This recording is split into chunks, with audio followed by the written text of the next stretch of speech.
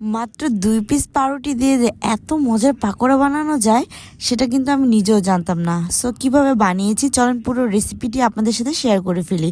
So hello everyone, আসসালামু আলাইকুম, welcome to my another new cooking video. So আজকে ভিডিওতে দেখাচ্ছি আমি খুব মজার একটা পাকোড়া রেসিপি। তো সেজন্য আমি এখানে নিয়েছিলাম অনেকগুলো পেঁয়াজ কুচি, দেন কাঁচামরিচ কুচি, দেন তারপর আমি গ্রেটার দিয়ে গ্রেট করে আলু নিয়েছিলাম, আর আলু থেকে পানিটা বের করে দেন একদম শুকনো করে এর সাথে অ্যাড করেছি।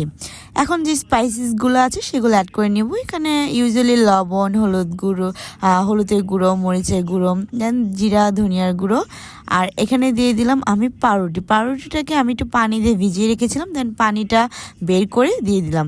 আর পাকোড়াটা যাতে একটু ক্রিস্পি হয় সেজন্য কিন্তু একটু কর্নফ্লাওয়ার ইউজ করেছি।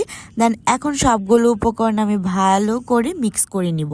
একটা টিপস বলে রাখি, পাকোড়াতে সবসময় পেঁয়াজ বেশি দিবেন, কারণ পাকোড়াতে পেঁয়াজ দিলে কিন্তু পাকোড়ার টেস্টটা খুব ভালো আসে। এদিকে কিন্তু আমার সবগুলো উপকরণ আমি মিক্স করে ফেলেছি, আর সাইডে রেখে এটাকে আমি একটা প্যানের মধ্যে তেল গরম করতে দিয়েছি, একটু বেশি করে তেলটা দিয়েছি। দেন তারপর এখন আমি পাকোড়াগুলোকে পছন্দ অনুযায়ী শেপ দিয়ে ভেজে নিব। এখানে আপনারা চাইলে একদম ছোট ছোট করে গোল করেও ভাজতে পারেন, বা আরেকটু পাতলা করেও দিতে পারেন, এটা আপনাদের ইচ্ছে। দেন এই তো ব্রাউন কালার হলে কিন্তু হয়ে যাবে আমাদের মজাদার পাকোড়া। সো কেমন লাগলো আমার এই ইউনিক পাকোড়া রেসিপিটা অবশ্যই কমেন্ট করে জানাবেন। আর এটা খেতে অনেক বেশি মজা ছিল। সো ঠান্ডা ঠান্ডা ওয়েদারে বা বৃষ্টির দিনে কিন্তু পাকোড়াটা বেশ জমে যাবে চায়ের সাথে। সো আমার ভিডিওটি ভালো লাগলে লাইক কমেন্ট শেয়ার করে দিবেন, আর এরকম আরও নতুন রেসিপি পেতে ফলো প্লিজ।